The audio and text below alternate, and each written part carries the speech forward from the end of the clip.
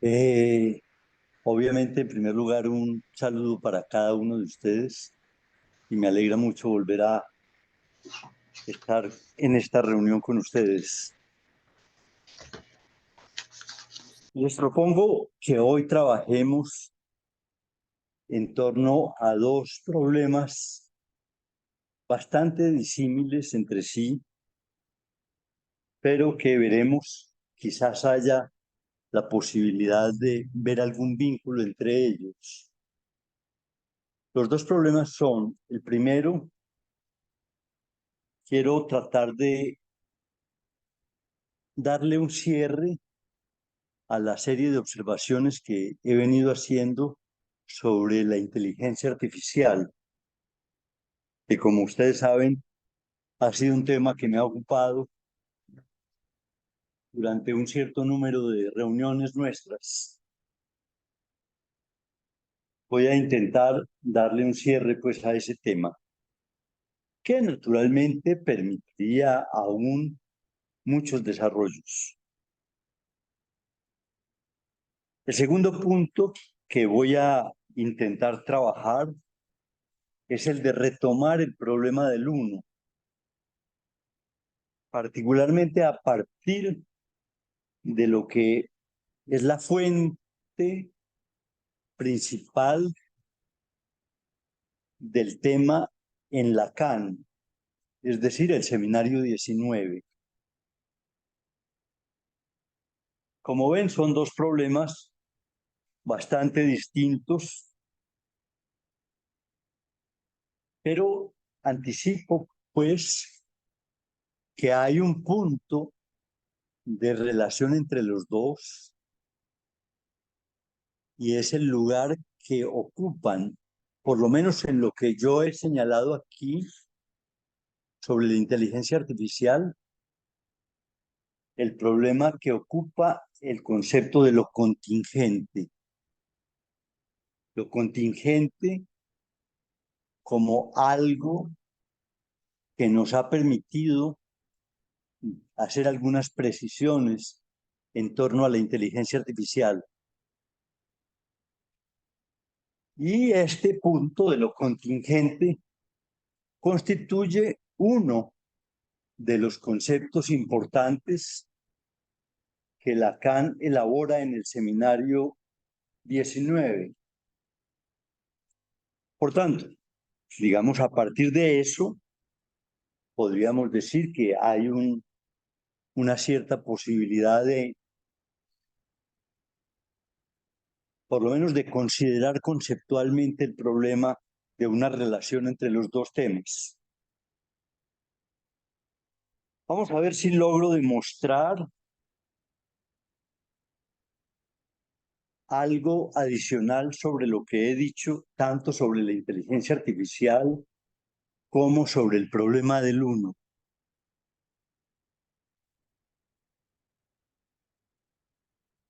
Tuve varias razones para proponerles que habláramos sobre el problema de la inteligencia artificial.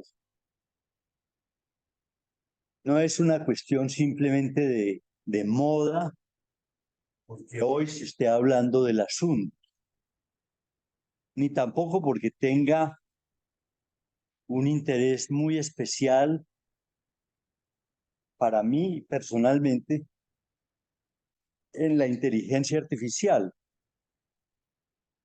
sino porque considero, y espero haber indicado algo al respecto, considero que la inteligencia artificial, o por lo menos el desarrollo que actualmente adquiere la inteligencia artificial, permite afirmar que estamos ingresando en una nueva época. Bastaría pensar, por ejemplo, en las sumas colosales que se están invirtiendo en el mundo en la investigación sobre inteligencia artificial. Recientemente tuve oportunidad de de conocer un pequeño informe sobre eso que me dejó francamente asombrado de lo que están invirtiendo los países en inteligencia artificial y lo que ello va a significar para cada sociedad y en general para la humanidad. Así pues que no se trata de una anécdota o de un hecho circunstancial o complementario de la vida contemporánea, sino que se trata de un hecho central, por lo menos en los desarrollos técnicos de nuestro tiempo. Me parece que quienes se ocupan del tema de la inteligencia artificial tienden a considerar que la inteligencia artificial es básicamente un mero avance tecnológico. Pues no, no es simplemente un mero avance tecnológico. Es un asunto que está transformando las relaciones de los humanos consigo mismos, con los demás y con el mundo. Y podríamos, en efecto, considerar de que ya de alguna manera comienza a ser visible para muchos de nosotros. Ustedes habrán visto, por ejemplo, cómo cada vez más existen fábricas en el mundo sin obreros. Es asombroso ver, por ejemplo, que hoy la fabricación de, por ejemplo, de automóviles en algunas partes del mundo comienza a hacerse prácticamente con máquinas robóticas y que son muy pocos los trabajadores que se encuentran en grandes talleres donde se fabrican automóviles. Esto creo que ya lo estamos viendo desde hace algún tiempo, pero tiende a incrementarse cada vez más. Y la industria en general creo que cada vez más se ve afectada por la presencia de la inteligencia artificial. Pero no es solamente la industria. Bastaría pensar que, por ejemplo, los computadores y los teléfonos se han convertido en un implemento necesario para la vida cotidiana. Todo el mundo anda con un aparato de estos entre el bolsillo y en cierto sentido no tiene la posibilidad ya de prescindir para cierto tipo de tareas de ese tipo de dispositivos que, como ustedes saben, hoy están cada vez más alimentados por inteligencia artificial. Pero es desde finales del año pasado, más propiamente desde noviembre del año pasado, que apareció algo que quizás pueda llamarse un salto cualitativo, un salto cualitativo en la inteligencia artificial con la aparición del chat GPT, que ya tiene muy diversos imitadores. Es un salto que podríamos analizarlo en diversas direcciones para las cuales, por ejemplo, estar informado al menos de algunas tesis de Lacan quizás pueda permitir comprender mejor la significación de ese salto. Porque este salto del GPT, lo que, entre otras cosas, introduce es, si se quiere, el uso de la palabra, el uso del lenguaje articulado humano, y no solamente el intercambio de información a partir de datos.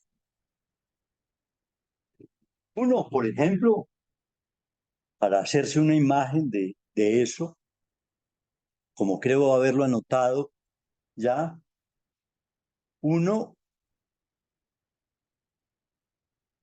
tiene, por ejemplo, con una calculadora un intercambio, ciertamente.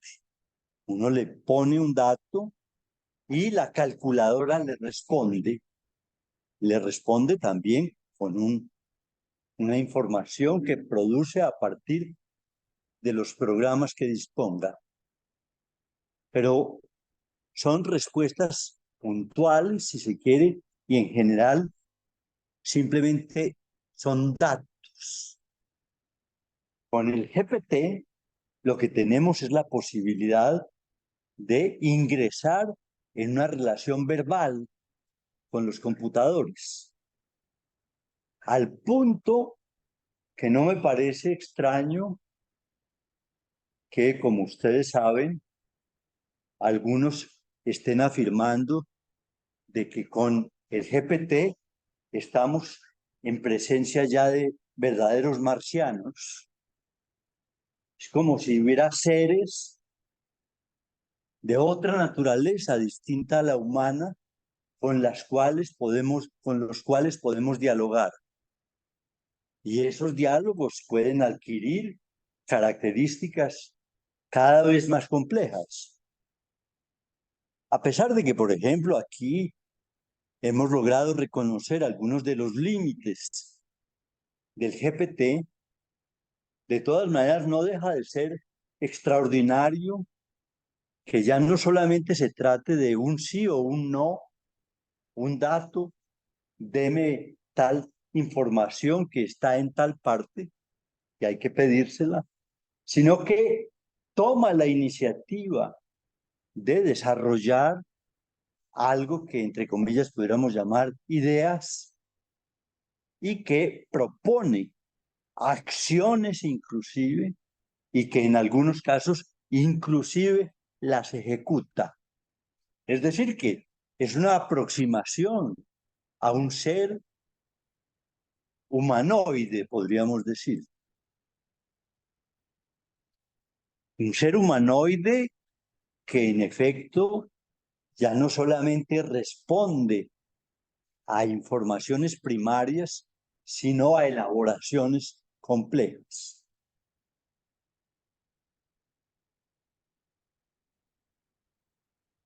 Voy a mencionarles algunos ejemplos recientes de lo que, por ejemplo, con el GPT se está produciendo. Algunos que tal vez ustedes los conozcan. Por ejemplo, escuché a un juez decir que una sentencia que había producido en un fallo había sido enteramente propuesta por el GPT. Eso es verdaderamente impresionante, si lo consideran, porque ya anuncia inclusive que la inteligencia artificial estaría en capacidad de impartir justicia, lo cual no es poca cosa. Es decir, eso es verdaderamente impresionante, que un juez diga que falló un caso a partir de lo que le dijo el GPT. Por tanto, no puede sorprender esto, y observen el cambio cualitativo que hay allí, que la irrupción que se produjo en noviembre de 1922 con estas nuevas formas de la inteligencia artificial ha permitido pasar del uso de la inteligencia artificial para la realización de trabajos propiamente manuales a la realización de trabajos que antes considerábamos que estaban solamente al alcance de gentes especializadas. Un juez, un médico, un ingeniero, etcétera, podrán ser sustituidos en muchas acciones, por lo menos, por la inteligencia artificial. Eso no es poca cosa.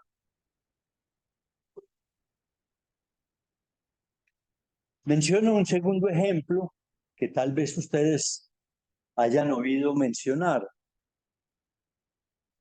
Recientemente se fundó en la ciudad de San Francisco, en los Estados Unidos, una compañía de taxis con taxis sin chofer.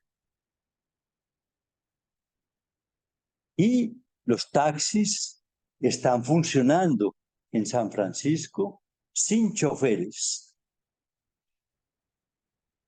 Es algo, por el momento, un poco experimental, pero se han atrevido ya a hacer esta irrupción de lo que parecía ser, hasta hace unos pocos meses, un experimento de los fabricantes de vehículos automotores. Esto ya no es un experimento, sino que es un hecho que irrumpe en la vida cotidiana. Si ustedes piensan, por ejemplo, en lo que eso significa, es decir, que el transporte público comienza a hacerse ya sin conductores. Esto puede traer consecuencias mucho más profundas de las que uno puede imaginar. Así, por ejemplo, se estima que si esto sucede, es decir, si se amplía el uso de los vehículos sin chofer en muy diversos campos, eso va a cambiar incluso la arquitectura de las ciudades, la morfología física de las ciudades, por razones diversas. Y entonces podríamos decir que vamos a ingresar probablemente en algo que las películas de ciencia ficción nos mostraban hasta hace poco como algo más o menos quimérico o lejano, pero que hoy comienza a ser parte de la vida real de los humanos. A mí me asombró saber que en efecto una compañía de taxis, en este momento en San Francisco solamente, pero si tienen éxito, me temo que eso rápidamente se va a popularizar en todo el mundo, con las consecuencias que uno puede imaginar. Hace poco una huelga de taxistas en Medellín, por ejemplo, por el alza de la gasolina, asunto que va a desaparecer, por ejemplo. Es decir, que van a desaparecer legiones de trabajadores, con miles de consecuencias, como por ejemplo la evitación de huelgas.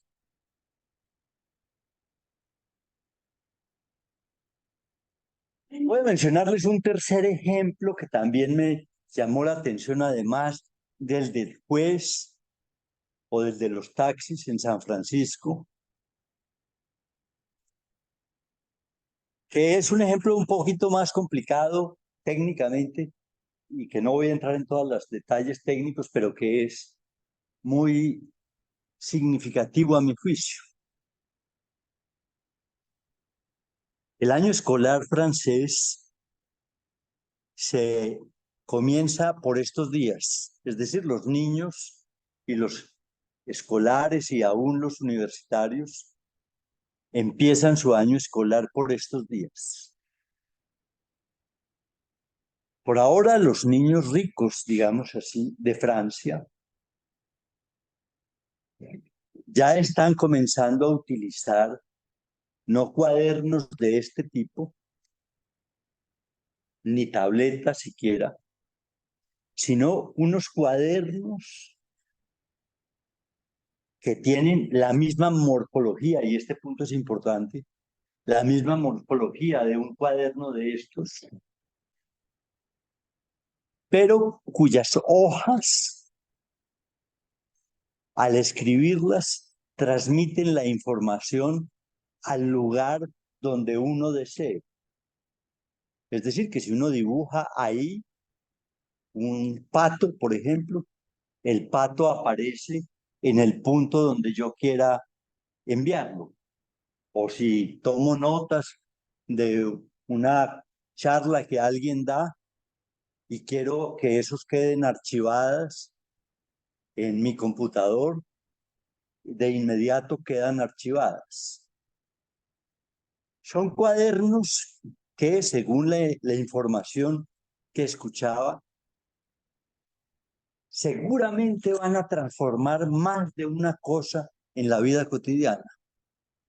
Todos usamos libreticas, cuadernos de apuntes, registros de información de muy diverso estilo. Y, por ejemplo, nos desplazamos con computadores para eso. Todo eso puede hacer desaparecer todo eso, por cuanto en una libretica lo que suceda lo podemos remitir y además recibir allí en una libretica de uso de bolsillo toda la información que queramos tener a nuestra disposición o remitirla a otra parte. El informe que escuché sobre la aparición de estos cuadernos fue un informe bastante complejo, que lo escuché con atención porque me parece que afecta inclusive nuestra vida cotidiana. Yo personalmente uso mucho este tipo de dispositivos, más que me gusta escribir, más que en el computador, me gusta escribir a mano aún. Y esto hace que probablemente la escritura vaya a transformarse, lo cual son palabras mayores. No voy a detenerme, pues, en todo el problema que esto implica, pero sí anoto que en todos los campos, en la justicia, en la didáctica, en la vida cotidiana en general, aparecen día a día nuevas formas de participación con la inteligencia artificial que hará casi indispensable que nos convirtamos en qué.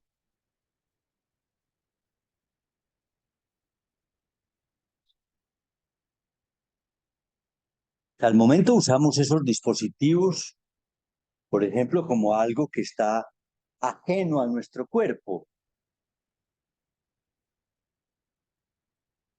Es decir, que podemos sacarlo del bolsillo y utilizarlo en el momento en que queramos. Pero se dice que estamos ya a un paso de que comencemos a convertirnos en cyborg. ¿Saben ustedes qué es un cyborg? Cyborg es una palabra compuesta de cibernética y organismo. Cyborg, cibernética y organismo. Es decir, son organismos que tienen incorporados mecanismos cibernéticos.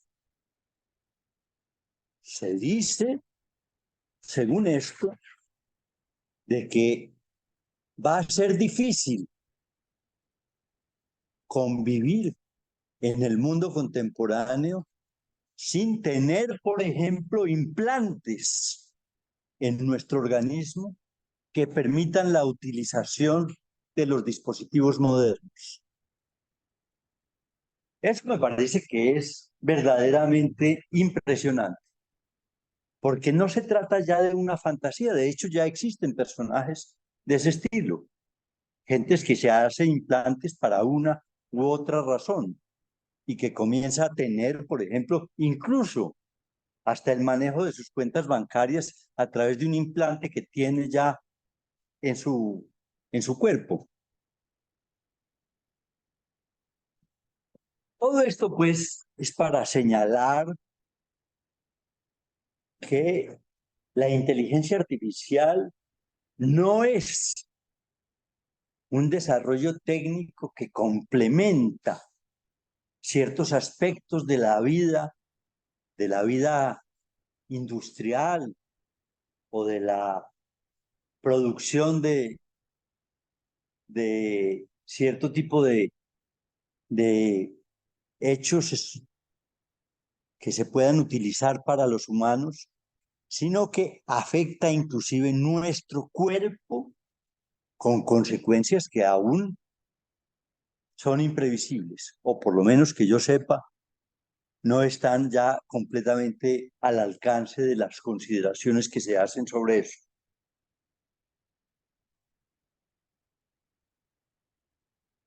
Todo esto, de todas maneras, invita a que subrayemos una tesis que he expuesto aquí gracias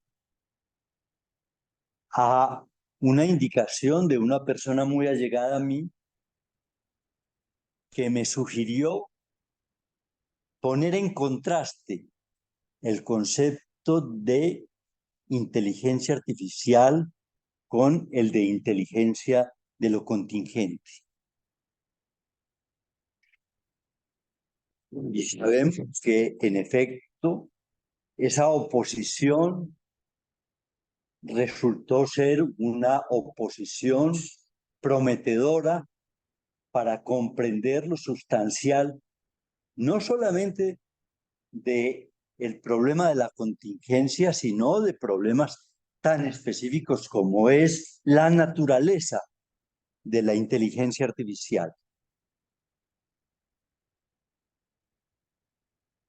Quizás en otro momento pueda complementar estas anotaciones sobre la inteligencia artificial u otras con nuevas referencias al tema.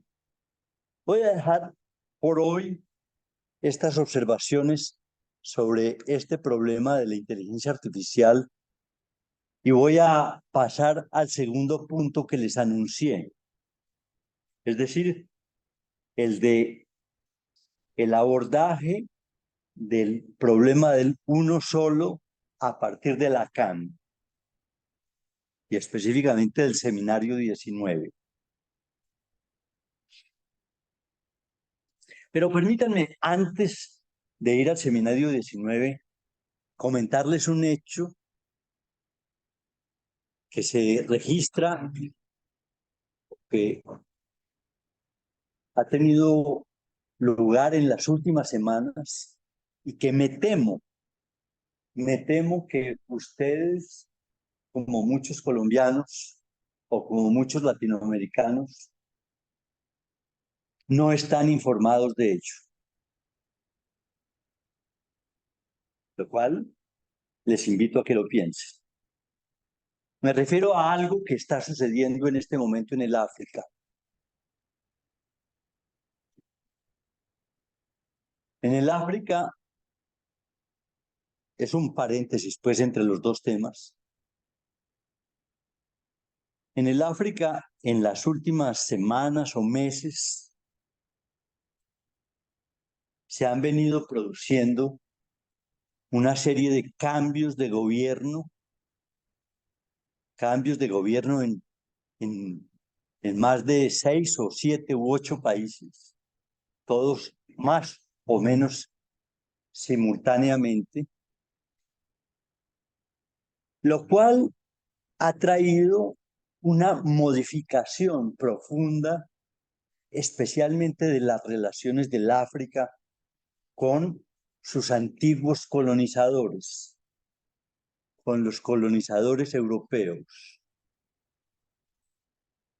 Y diversos países africanos han hecho cambios de gobierno, algunos por la vía electoral, otros a través de golpes militares, en los que todos parecerían tener una constante y un hecho común que alguien puede suponer que es el resultado de una especie de coordinación. Sin embargo, le escuché a un experto en el África decir que era muy difícil suponer que hubiese esa tal coordinación. Se trata de golpes militares o de cambios por la vía electoral en la que los gobiernos han roto radicalmente con sus antiguos colonizadores. El África, pues, está cambiando también, especialmente lo que se llama los países del Sahel, pero también un poco más hacia abajo. Y está cambiando con consecuencias que pueden ser mucho más importantes de las que podemos suponer en la geopolítica mundial. Comienzan a moverse actores de diversa naturaleza para sustituir a los viejos colonizadores. Y esto puede cambiar el panorama de la política mundial. Hay que decir que las riquezas naturales que tiene el África son inmensas. Voy a darles un pequeño ejemplo al respecto. Uno de los muchos que se pueden mencionar. Recientemente hubo un golpe de Estado en un país que ustedes conocen, seguramente al menos de nombre, que se llama Níger, que no es Nigeria. Son dos países distintos, Níger y Nigeria. Nigeria es un país enorme, Níger es un país un poco más pequeño. Níger es uno de los países más ricos del mundo en uranio. Y Níger rompe radicalmente con los europeos a partir de su nuevo gobierno, especialmente con Francia. Y Francia depende radicalmente de Níger, curiosamente, porque Níger le suministra el uranio necesario para sus centrales nucleares. Y resulta que una parte muy significativa de la energía eléctrica que se produce en Francia se produce a partir de las centrales nucleares, lo cual está creando una situación muy complicada para los franceses, que quién sabe qué pueda estar produciéndose en la geopolítica a partir de ese hecho. Y esto sucede, esta semana hubo un golpe en Gabón también, y así sucesivamente. Hay bloques que tienden a conformarse unos en contra de los otros en el África, y quién sabe qué va a pasar en los próximos años en el África. Yo llamo la atención también sobre eso por dos razones. Primero, porque cuando no lo sé claramente, sospecho que lo que está sucediendo en el mundo también a causa de la inteligencia artificial tiene que ver con lo que está sucediendo en el África, por razones distintas.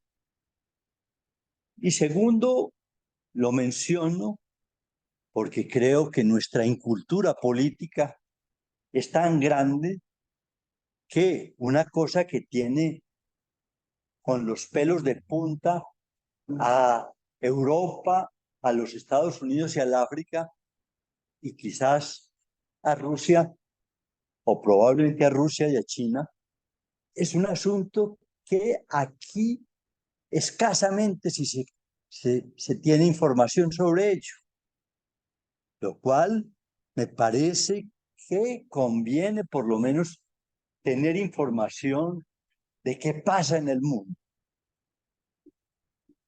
No voy a detenerme pues más en esto que es solamente un ejemplo de las cosas que suceden en el mundo, de las cuales a veces ni siquiera nos informamos nosotros.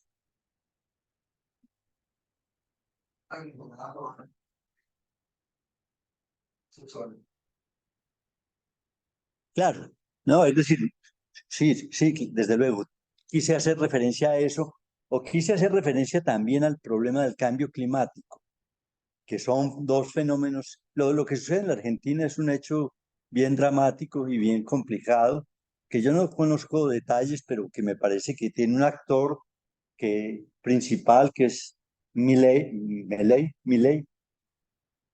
es Milei, que parece ser un hombre bastante singular y extraño, ¿no?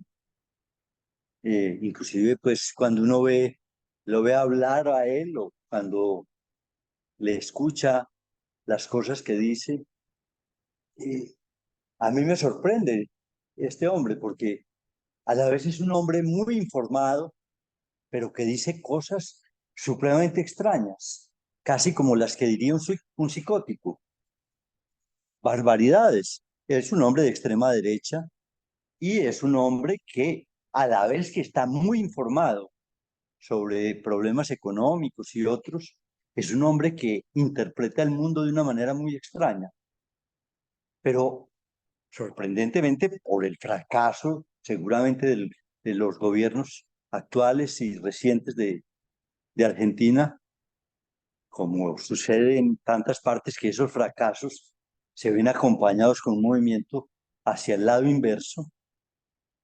Ojalá no nos pase a nosotros. Eh, Producen movimientos de ese orden y es el fortalecimiento de la extrema derecha.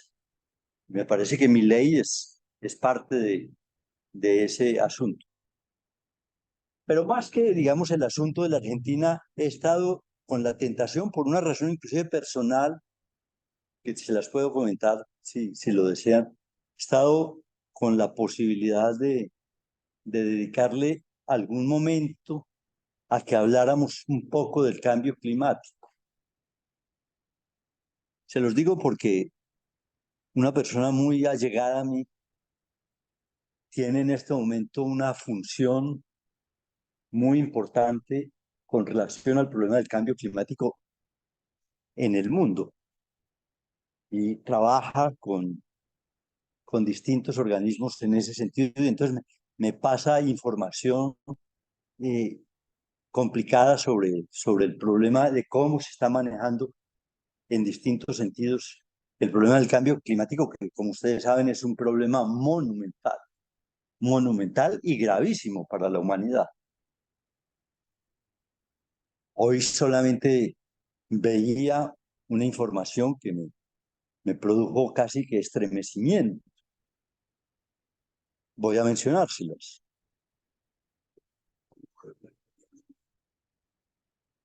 A pesar de que en el Caribe las aguas del mar tengan temperaturas relativamente altas, todos nos hemos metido al mar probablemente y hemos sentido que el mar es frío.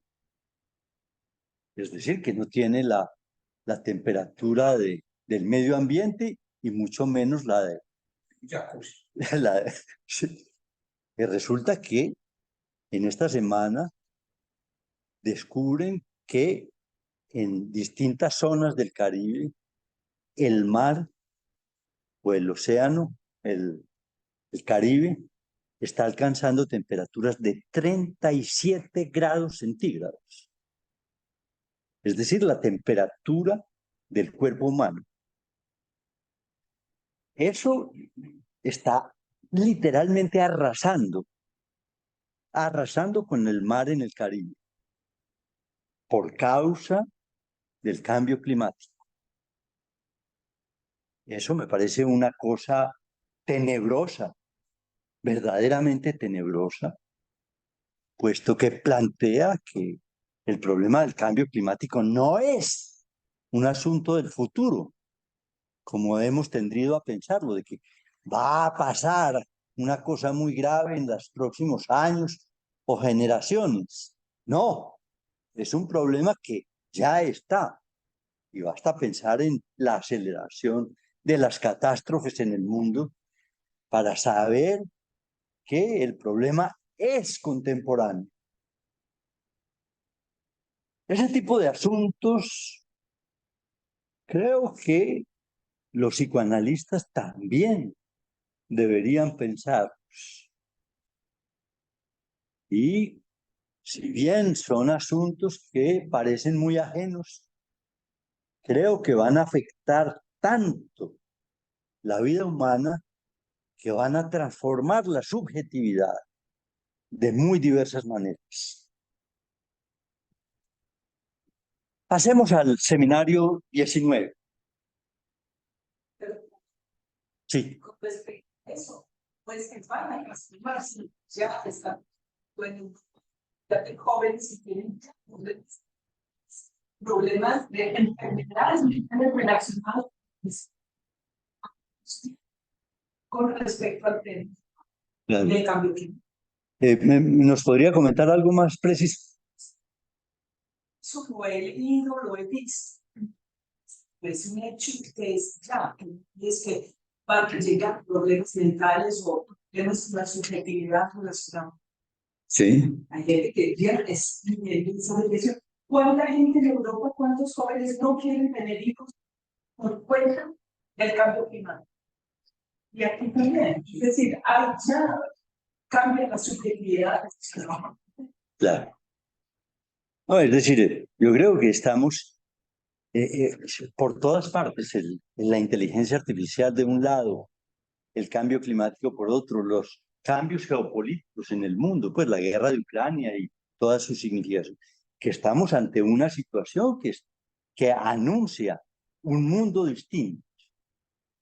Y ese curva de venta de pañales versus la venta de artículos para mascotas, por ejemplo, que van un día contra otro. Esa comparación la escuché hace unos días. Que me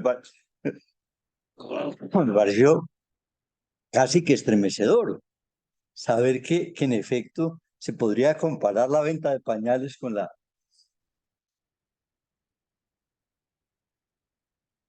Y que eso es un indicio de que efectivamente la humanidad está teniendo cambios muy profundos en muchos sentidos. No, es decir, yo pienso que en efecto hay que tomar en serio, yo trato de hacerlo, hay que tomar en serio la propuesta de Lacan.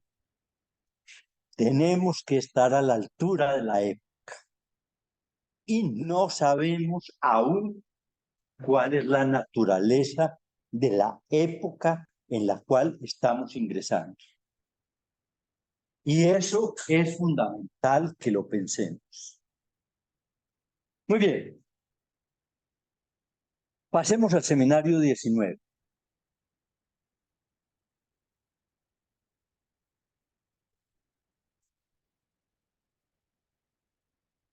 Debería iniciar mis observaciones sobre el seminario 19 tratando de explicar algo sobre ese extraño título que tiene el seminario. que yo no sé si ustedes lo entienden.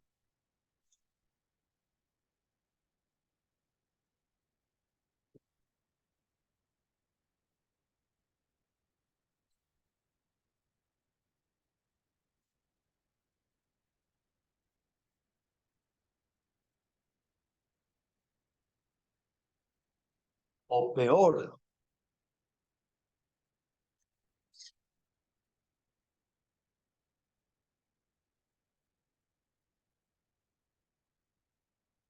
es un título que desconcierta, ¿cierto?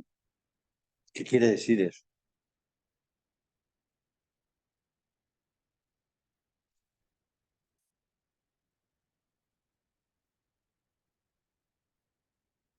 Volveré sobre el título posteriormente, porque el problema del título en el seminario ocupa a Lacan en varias oportunidades, trata de explicar por qué puso ese título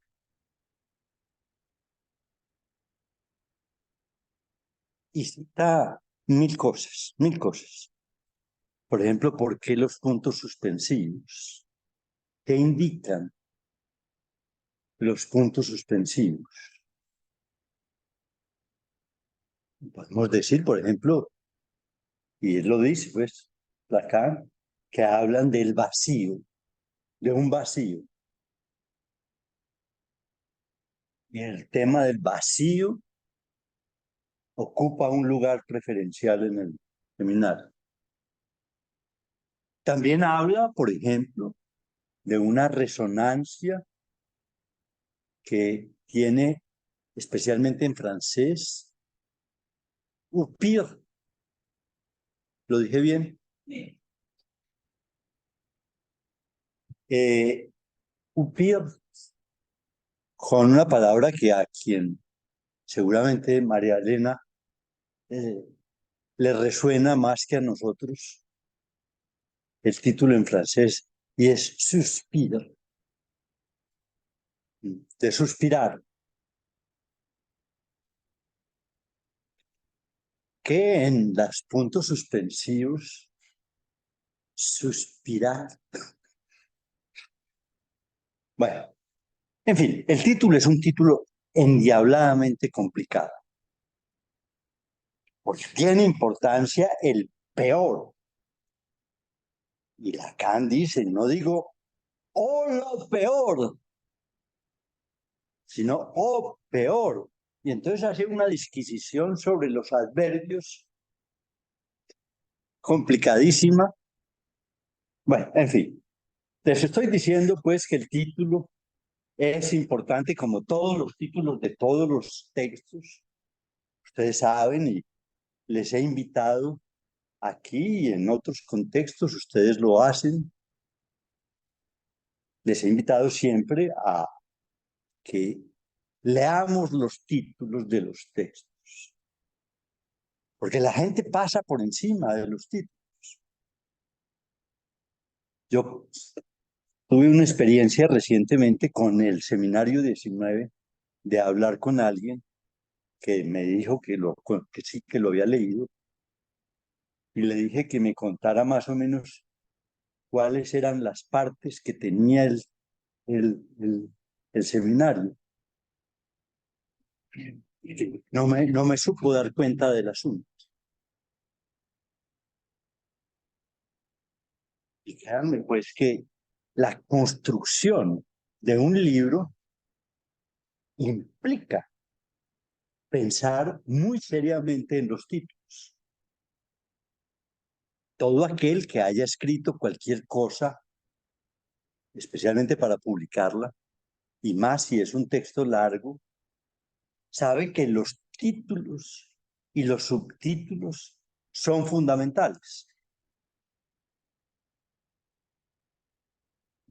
Y yo insisto en la importancia que tiene leer un título, a pesar de que en principio no nos digan gran cosa.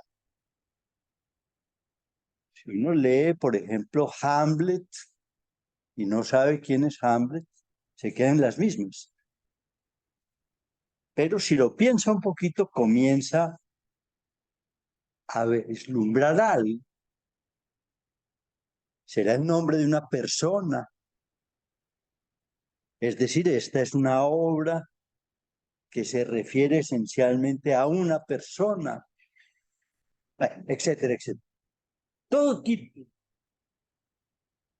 es fundamental, sea acertado o sea errado, porque hay muchos títulos errados.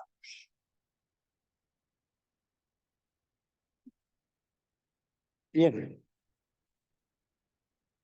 vamos a ver si posteriormente comentamos ese título, un poco más de lo que acabo de anotar, y logramos entender algo de él, pero para el efecto me parece que es necesario saber un poco más sobre el texto en su conjunto.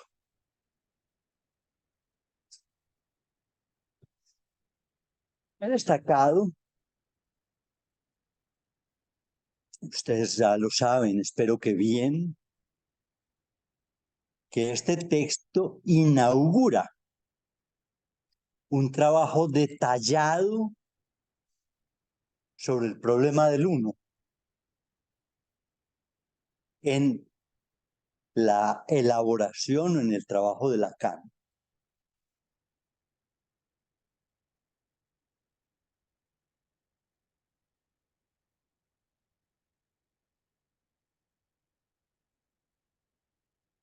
Y el seminario está concebido de una manera muy lógica, aun cuando muy complicada. Y conviene tener una idea global de la construcción o de la arquitectura interna que tiene el seminario para abordarlo mejor.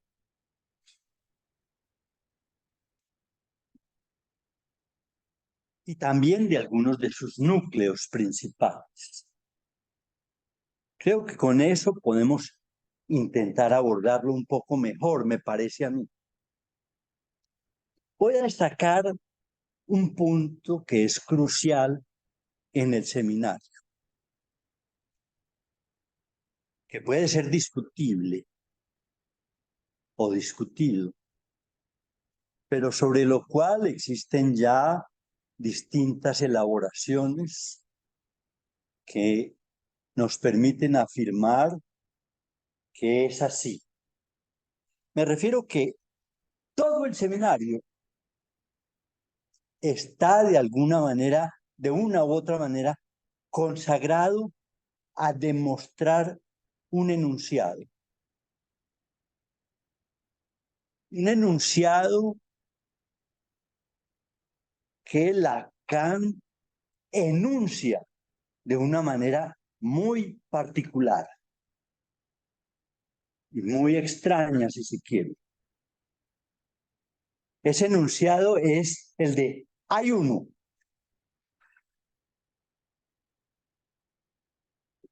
Hay que escribirlo.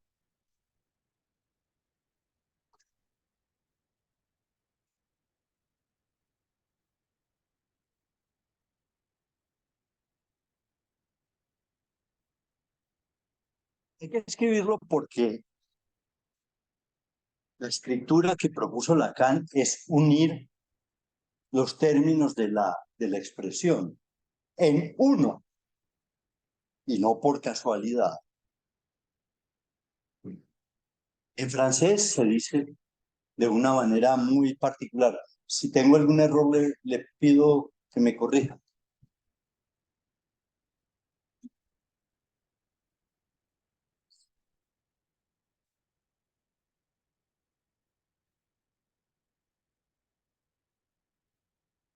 ¿Está bien escrito?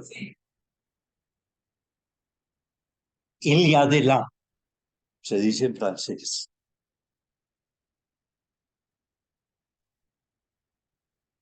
Así pues que conviene saber que ese es el núcleo principal del seminario, a mi juicio, pero es un juicio que comparto con otros autores.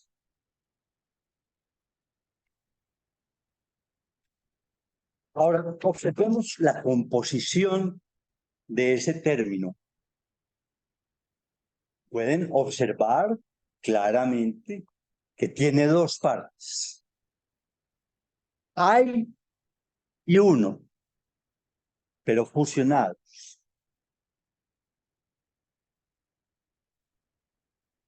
Cada una de esas dos partes es objeto de una minuciosa elaboración por parte de Lacan antes de producir incluso la fusión. Es decir, el término hay uno, si no estoy mal, si no me equivoco, creo que he revisado y puedo afirmar esto, salvo que se me haya escapado algo. El término hay uno aparece solo en la página 135, en un capítulo que Miller tituló también Hay uno. Durante los capítulos precedentes, Lacan se dedica a intentar pensar por qué es posible afirmar que hay uno. Y debo subrayar una idea y una idea principalísima. Es la de que ese hay uno está precedido, o si se quiere, es el resultado de una exploración muy compleja que termina en una formulación inaudita, a mi juicio. Esa formulación, tal como Lacan la plantea, es la de que no hay relación sexual. Es una fórmula que ustedes saben que está en el centro del trabajo de Lacan de este seminario. Voy a escribirlo tal como alguien de ustedes me enseñó, que alguien propuso que se escribiera y que me parece que es perfectamente legítimo escribirlo de esa manera. Y es la fórmula de que no hay relación sexual por una razón compleja que no vamos a explicar ahora. Se puede escribir así.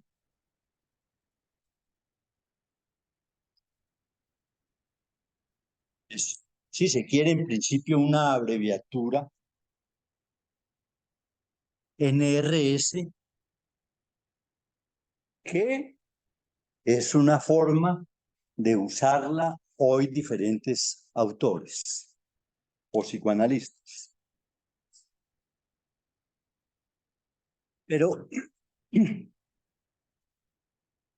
ese no hay relación sexual está en correlación íntima con el hay. Es decir, que hay una oposición interna que orienta toda la elaboración de Lacan entre un no hay y un hay. Ese no hay que ocupa gran parte de los primeros capítulos o de las dos primeras partes del seminario, el no hay, apunta evidentemente también como el hay uno, el no hay relación sexual, apunta a dos partes. La primera es la misma que vamos a encontrar en el hay uno. Es decir, al problema de la existencia. ¿Hay o no hay? Es la manera en que en el seminario se trabaja el problema de lo existente, de aquello que existe. Y lo existente es uno de los nombres que tiene en Lacan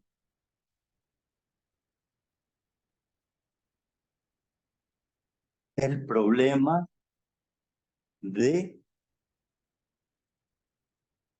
lo real.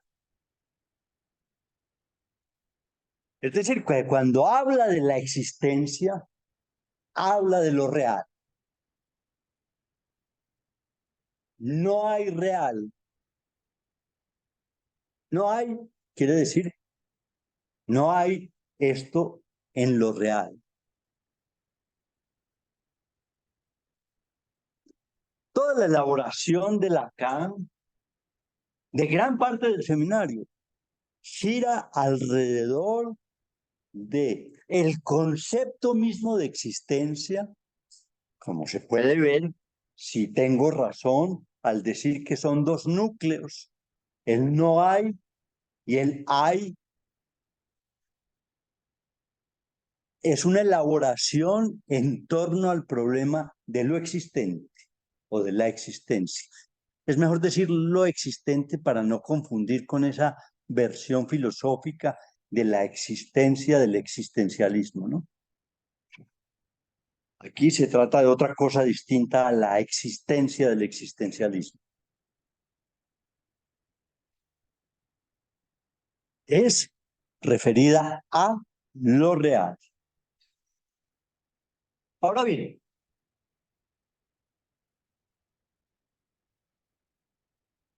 hay dos asuntos que cuando se aborda el problema de lo real, perdón, de lo existente, conviene tener en cuenta. El primero es el de que lo existente o la existencia en ese sentido se le opone a lo que se conoce con el término de la esencia. Es decir, que tenemos por un lado la existencia y por el otro lado la esencia, que es un problema filosófico complejo, pero que tiene consecuencias en la concepción de la vida cotidiana de muy diversas maneras. Uno dice, por ejemplo, esta manzana es, para decir que existe.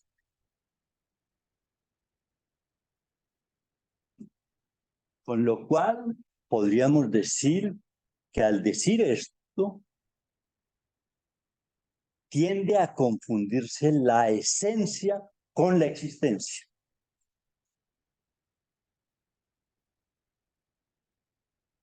Es un asunto que tiene una larga tradición y que Lacan va a explorar desde sus raíces filosóficas más elaboradas y que encontramos especialmente en un texto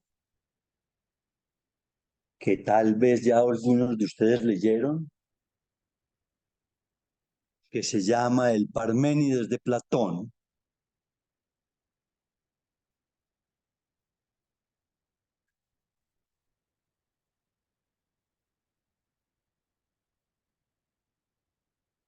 El Parménides de Platón es una reflexión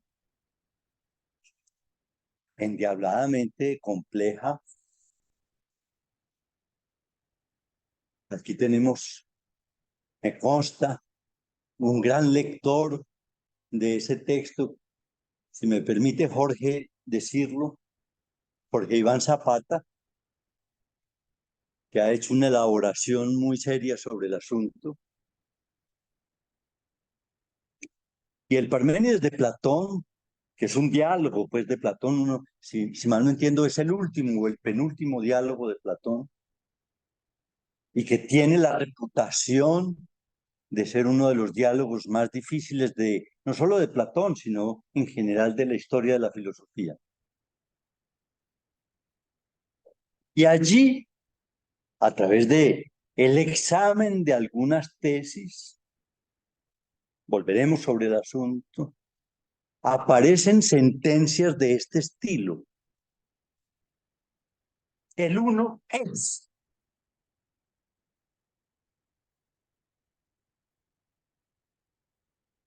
Equivale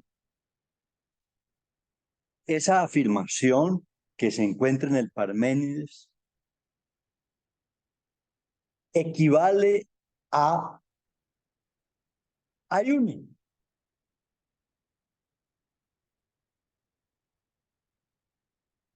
Espero que me estén siguiendo.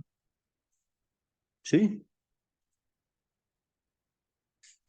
Observen que en esa idea, en esa pregunta sobre si la afirmación o una de las afirmaciones, lo que se llaman una de las tesis del Parménides, el uno es, equivale a ayuno.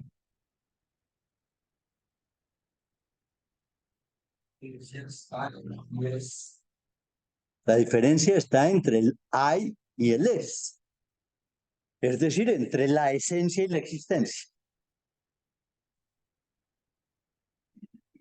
Y me complace que todos parecen seguir muy claramente esa diferencia que es bastante oscura para otras personas.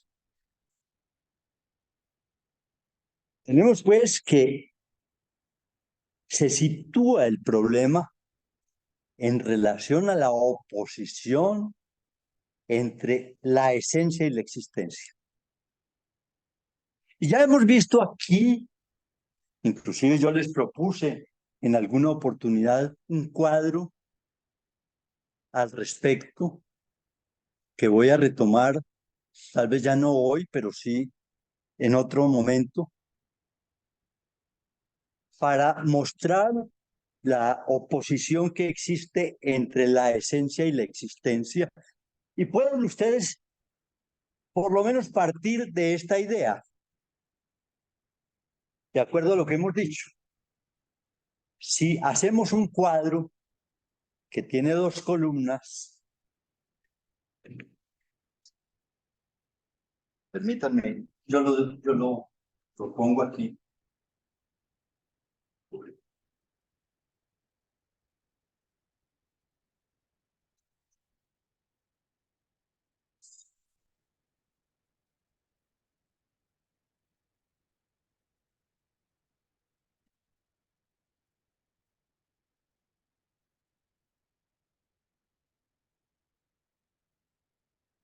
Si hacemos un cuadro más o menos de estas características, espero que se esté viendo bien en la transmisión de Internet,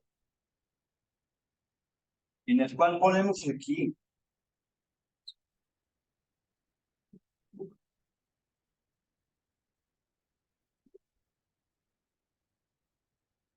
en el cual dibujamos la oposición entre esencia y existencia.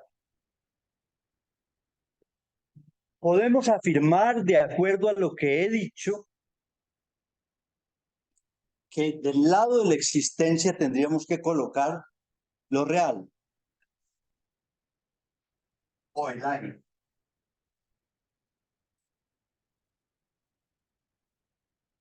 Podríamos decir así, ¿cierto? Lo cual nos invita a pensar, si lo planteamos en esos términos, qué colocar aquí.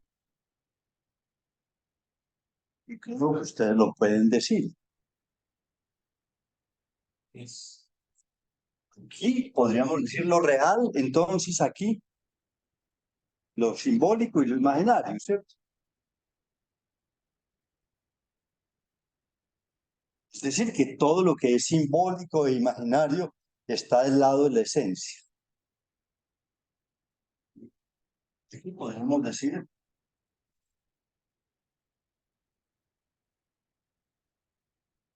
si queremos hacerlo de esta manera. Voy a presentar posteriormente la elaboración de una manera más precisa, pero les invito a considerar esa oposición que es trabajada muy juiciosamente a lo largo de todo el seminario y que invita pues a pensar los términos que vamos utilizando, cómo considerarlos.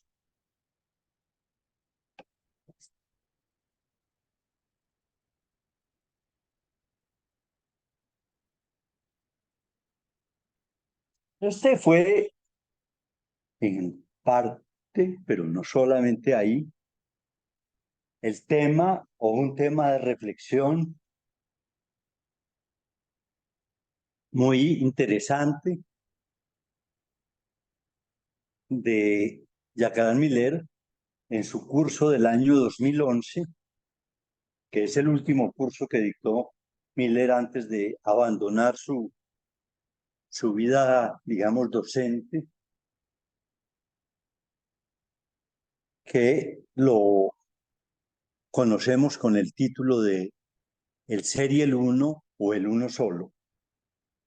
Ese curso, especialmente algunas lecciones, permiten pensar esta oposición entre la esencia y la existencia, que en principio pues es un tema filosófico, pero que está al alcance de nosotros, ¿cierto? Y que vislumbramos pues la idea de cómo se va a producir pues esa elaboración. Para finalizar, pues se me está acabando el tiempo. Quisiera, si ustedes me permiten, me regalan unos minutos más, voy a tratar de terminar la idea, por lo menos voy a acelerar un poco. Quisiera mencionarles algo sobre la arquitectura del seminario 19, puesto que implícitamente les estoy diciendo que nos ocuparemos del seminario 19 en lo que tal vez resta de este año. Entonces que conviene que lo lean con cuidado, sin prisa. Tenemos encuentros pausados aquí y vale la pena que lo lean pausadamente. Sí. Yo no les voy a atiborrar porque no me molesta mucho atiborrar de bibliografía los comentarios, pero tenemos pues ya distintas referencias con relación al tema, algunas de Miller, otras de Platón, otras de otros autores sobre el mismo tema. Y es que el seminario 19 es un seminario de una erudición que alcanza pues lo asombroso. Yo no voy a ocuparme, pero podemos sospecharlo, pues. Basta pensar en algunas de las cosas que he dicho, pero no voy a ocuparme de eso ahora, del lugar que ocupan las matemáticas en todo este texto. Porque es que el problema de los números es que estamos ante el uno. El uno es el comienzo o es el resultado de la construcción de las series numéricas. Es del mismo uno del cual estamos hablando, el que hablan las matemáticas. ¿O se trata de otro uno? Cuando yo digo uno habla. Estoy diciendo con ese término uno habla. Lo mismo que se usa en matemáticas. El siguiente de cero. El siguiente del cero. Pues estás anticipando un poco el trabajo de Frege, que es pues motivo de una complicada reflexión por parte de Lacan aquí en este texto. Mire.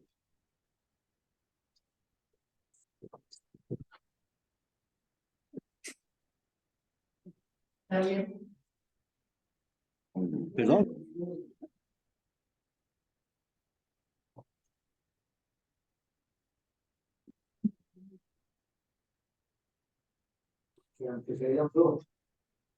Sí. Lo que antecede al goce sería el cero. Al dos. Ah, ese es un gran problema. Es un gran problema porque justamente Lacan va a afirmar en el texto, en el capítulo que le consagra, o en los capítulos que le consagra, a demostrar que hay uno bajo una tesis. El uno, aquello que no accede al dos.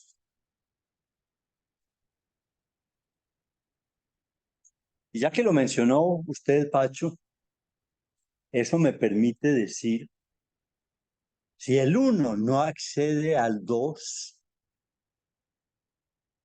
o el 1 que no accede al 2, porque hay otros unos que sí acceden al 2. Sí, en las matemáticas sí, en la aritmética sí, en general en las matemáticas. Pero ese 1 que no accede al 2 anuncia la tesis de la no relación sexual, ¿cierto? Tuve la oportunidad de conocer un autor recientemente que he leído con interés algunas páginas de él, que se llama Nuccio Ordine, que no sé si lo conocen ustedes. Nuccio Ordine es un profesor de italiano que acaba de morir intempestivamente de manera prematura. Y estuvo aquí en Colombia hace poco. Se consiguen entrevistas que le hicieron en la prensa y es un personaje bastante interesante. Se llama Nuccio Ordine.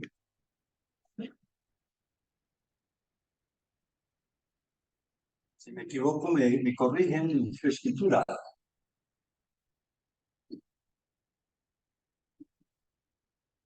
¿Me equivoco? No. Bueno, Nuccio Ordine escribió recientemente un libro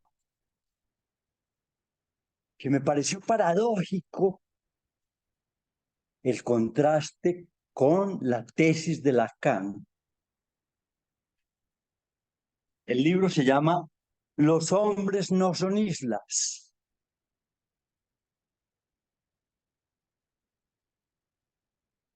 Que leído así, podríamos decir que se opone a la idea de que no hay relación sexual.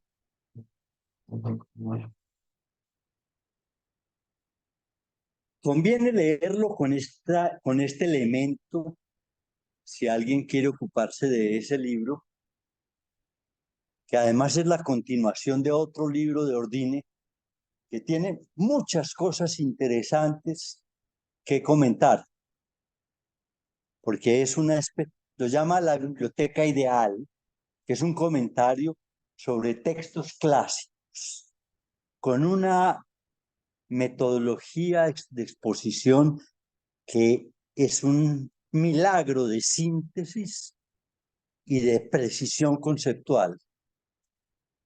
El libro de Ordine, el primero que se llama Clásicos para la vida, creo que es que se llama. Y este segundo, que se llama Los hombres no son islas, que es una reconstrucción de obras literarias o de comentarios sobre obras literarias centrales, clásicas. Pequeños fragmentos que incitan a leer toda esa biblioteca. Los clásicos. Están los grandes autores, por ejemplo, El Mercader de Venecia, de Shakespeare. Y uno ve comentarios sobre El Mercader de Venecia y de pronto lo que dice Ordine sobre El Mercader de Venecia, quien lo haya leído queda pasmado de la diferencia de lectura de ese texto. Bueno, es un texto muy recomendable. Bueno, no alcancé a continuar, voy a dejarles por hoy aquí, no los fatigo más. Y les espero dentro de 15 días, es decir, el 16 de septiembre, para que continuemos con estas reflexiones. Muchas gracias. Gracias. Gracias, Juan.